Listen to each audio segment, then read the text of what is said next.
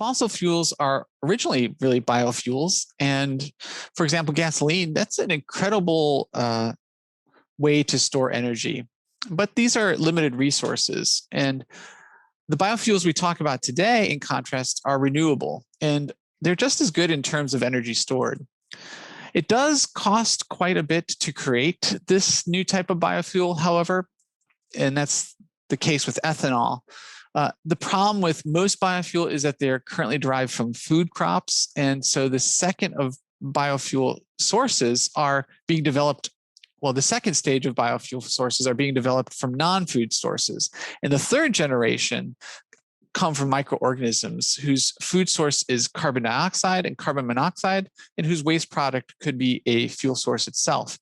So other solutions involve artificial photosynthesis, harnessing the energy of the sun, which really is the cheapest energy that we could probably find. One of the most efficient renewable sources of energy is the sun. And so that it would seem the most natural to develop ways of harnessing this cost-effective energy from the photons it sends us.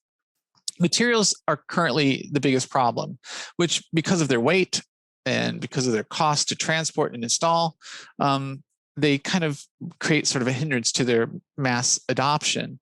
But thinner solar cells are being developed, even some with plastic polymers, which aren't as effective or efficient, but that problem is also being worked on.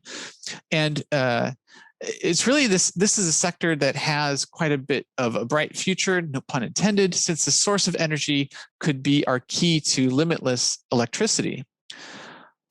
Most of our energy today, even from fossil fuels, is wasted as heat. So that the idea has long persisted that we should develop ways in which we could store this energy better. And with our ever-growing dependence on electrical energy, storage of energy is key. And really the future of energy solutions will involve batteries in some form. Now, the lithium-ion batteries that we have now are perhaps the densest batteries that we'll be able to achieve, since lithium is the most reactive and lightest metal that we know of. Improvements may, however, come from lighter cathodes or anode materials. And they may also last longer if nanostructures can be used to increase how many cycles they are able to be recharged at. So there is some experimental technologies today that include something like an air battery that forgoes any cathode. And there's also fuel cells, which are shorter lived, and they don't really outperform our lithium-ion batteries, but they're still a technology that needs to be explored. For example, liquid hydrogen is a fuel source that is being heavily researched currently. It's the lightest of all known materials. It's safe, abundant, dense, but the key here lies in how do we store such energy? Well, hydrogen could be used with water in fuel cells, and a fuel cell differs from a battery in that it is constantly being in touch with chemicals that are flowing through the cells.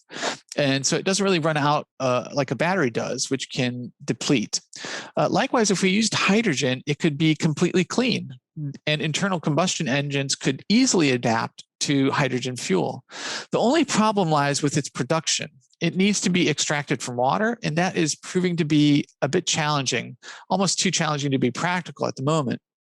The alternatives to liquid hydrogen are less intensive to produce, like compressed hydrogen, but the pressure would put a strain on whatever storage tank it was in, and that could be dangerous. Another technique to use hydrogen is to have it stored on the surface of solid objects and through adsorption be extracted and used. So given the current state of storage of hydrogen, its adoption is not really in our near future, but it could be our next fuel. And when other sources run out, we may have a fuel source that is based on water. Nuclear fusion offers us the possibility of creating nearly limitless clean energy, but there are still many technological issues that make it infeasible for now. There are also enormous efforts underway to study how to control fusion ignition processes with lasers, and also by building commercial fusion reactors. So these programs are costly, and the facilities are often larger than many football fields and involve hundreds of scientists and engineers. But if it can be controlled, it will be extremely worthwhile. Now, the major hurdles of nuclear energy, as we know of it in its form today, are still related to safety, maintenance, upkeep, and waste management. Now, the development of digital communication and the means of its transmission over the internet, that's been revolutionary. And in the future, anything that may be able to be digitized could possibly be transported and made available through the internet. This could lead to the convergence of devices so that we will end up with a single device that replaces all of our others, or perhaps it will become so inexpensive that chips will be embedded in everything that we can think of to create an organically linked type of network. Now, the quantum revolution may even further revolutionize the way in which information and people themselves can travel across vast distances. So the creativity and imagination found in science fiction can motivate and drive the discoveries necessary to enable the development of new technologies. And likewise, science advances also influence the imagination of the next generation of creative minds. So sometimes the idea is just too far beyond the resources and time that can be devoted to its study to bring it into a reality. Something like teleportation. So the example of cloaking, however, was seen as impossible over a decade ago, but new materials have been developed that can bend light of a certain frequency around them. And these are called metamaterials.